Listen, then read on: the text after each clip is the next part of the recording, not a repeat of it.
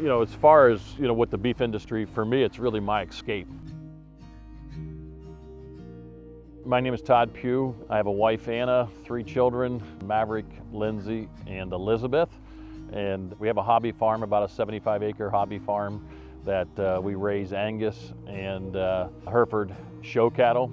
We do take quite a bit of emphasis on the number side of things too, so they can also go here locally and work on a commercial cow herd also. So we have this 75-acre property we're on right now in northeast Ohio in Stark County, and then we were very fortunate to pick up another couple hundred acres right around us over the last few years. So my involvement in the beef industry really started at a young age. My grandparents were dairy farmers, so we were around agriculture quite a bit.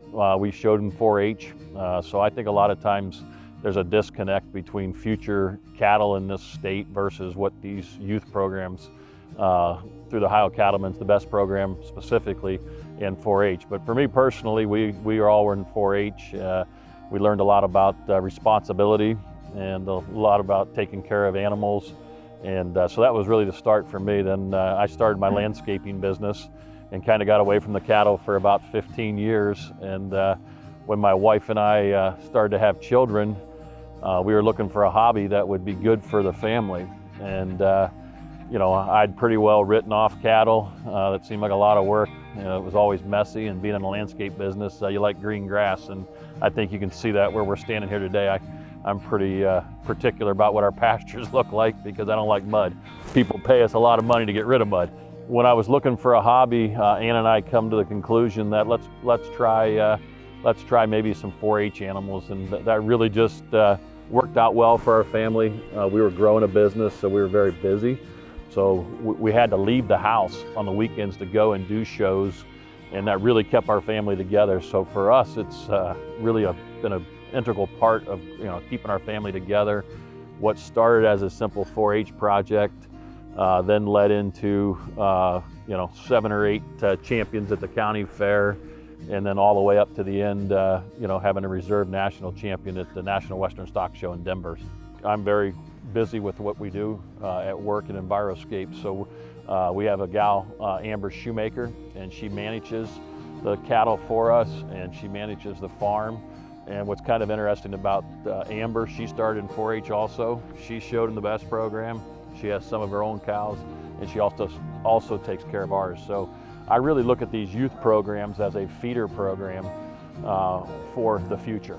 So what started out as a 4-H project ended up with 70 to 80 beef cattle coming through here every year. I've really enjoyed the genetics. We were always big into buying the right cattle, and this little pen right here we're in, either these have won a national championship banner or have national championship genetics. So I've really taken a lot of pride in putting together maybe a collection, you could call it, of cattle.